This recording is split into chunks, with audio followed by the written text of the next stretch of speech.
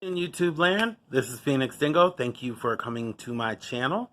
First things first, please subscribe. Help me get to 100 viewers, subscribers, please. Okay, so I had a viewer ask me to do a video on Tim Black with universal income versus the $15 minimum wage. All right, so Tim Black, he acknowledges, and these are some of the pros, he acknowledges that it's a good idea and that it'll help people of lower income. That's a plus. He disagrees with Bernie with his attitude when he's, people feel good when they work, 50s mentality. I like that. And then he acknowledges that prices are too high. Now, one of the places where I disagree is that one, he alludes to the fact that everyone's supposed to start a business with this money. That's not what it's for. The money is one for people to spend to stimulate the economy, and two, it's supposed to provide relief for struggling families. Now, it's a basic universal income so that everybody has it. It's for every American to say, hey, this is me, this is my dividend, this is my data that they're using, and we're getting a fraction of it, and this belongs to me. Yeah? Yeah. Okay? So, not everyone's meant for business. But for people who do have business ideas, they could attempt to try and do them. Like, for instance, I have a couple ideas for some apps. Now, I don't know how to build apps. I just have the ideas. I found a company that could do it for $700. I don't have $700. That's just way too steep for me.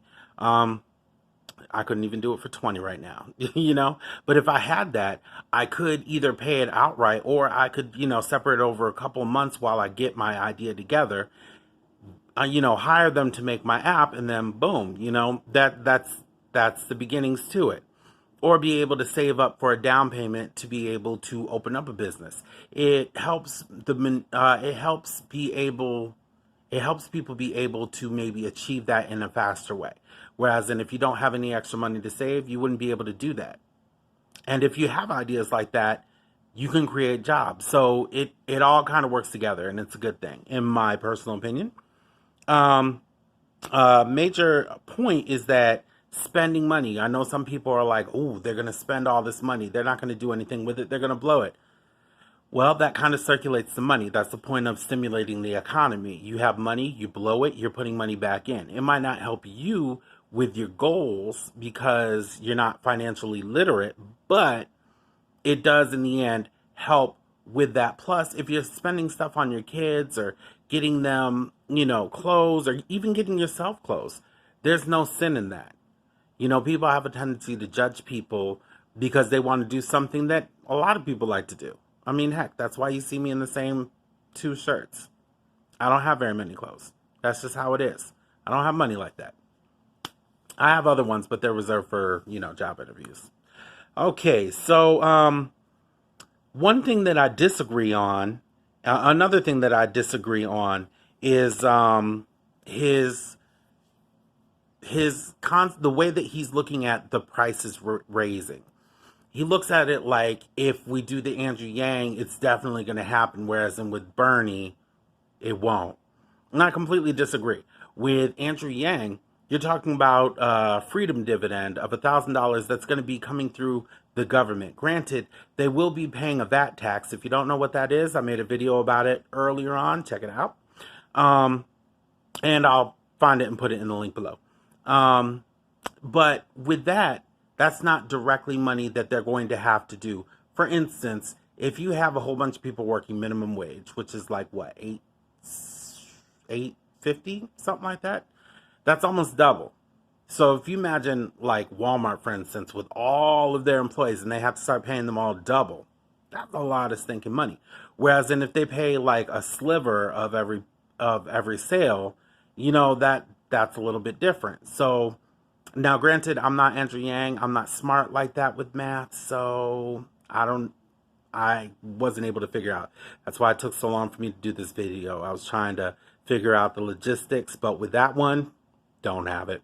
Okay, so when you're talking about that, yeah, there's a chance that it could go up, but if you raise the minimum wage, it's definitely going to go up. They're not going to absorb that cost. They're definitely going to go ahead and add that cost, and everything is going to go up.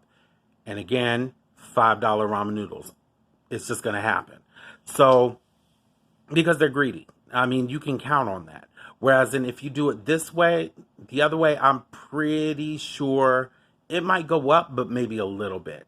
When it comes down to rent, yeah, people might hike it up, but I feel like people are going to be drawn to places that are not greedy like that. Now, granted, that could be me with rose-colored glasses, because you should never underestimate human greed, because it's just crazy.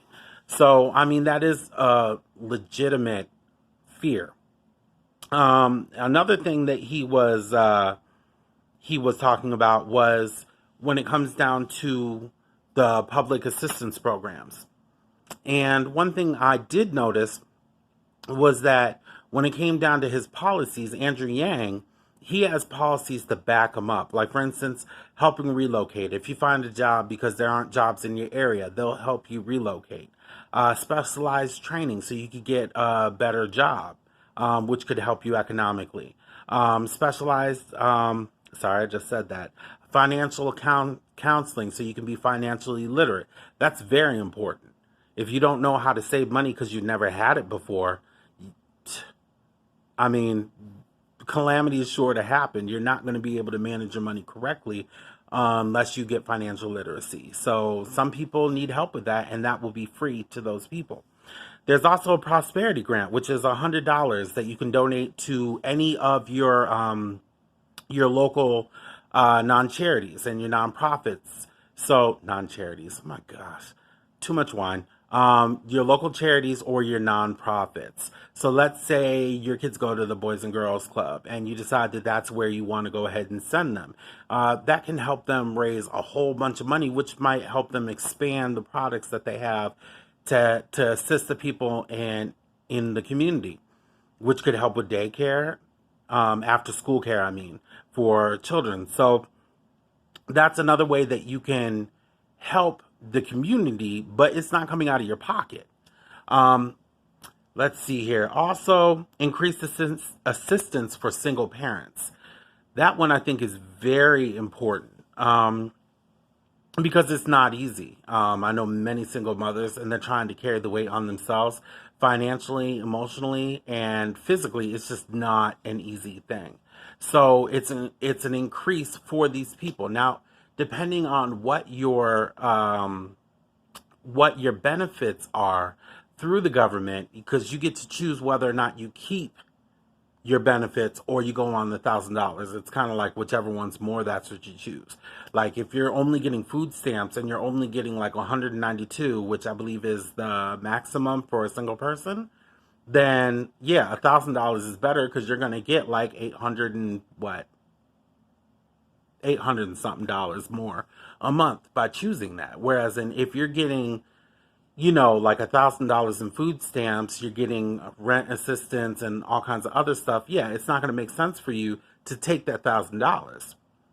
But with these other programs, it can help get you to a place to where you might be able to get off of that and get the $1,000, which can help you transfer into transition. That's a better word. Transition into a new life.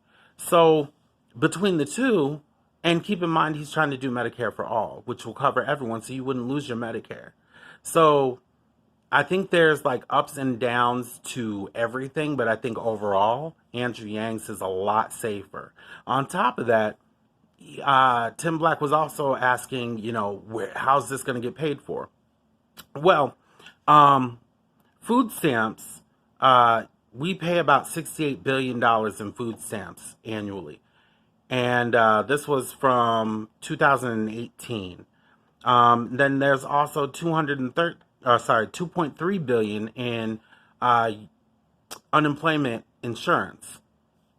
So between the two, you got $70.3 billion right there that could go towards paying for the freedom dividend right there. So if you're shifting certain things, but you're still adding value, it's great. But not only that, it's an incentive to be able to do better.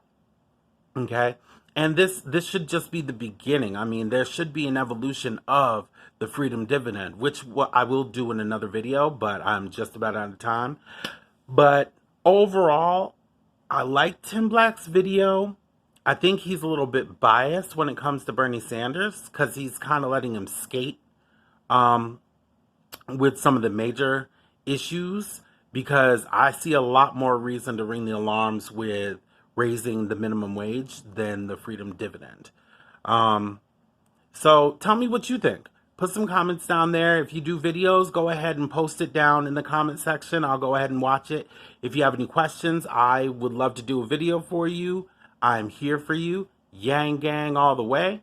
If you agree, cool. If you don't, even cooler. That's fine. Put something down below. Please subscribe and have a wonderful day. Bye.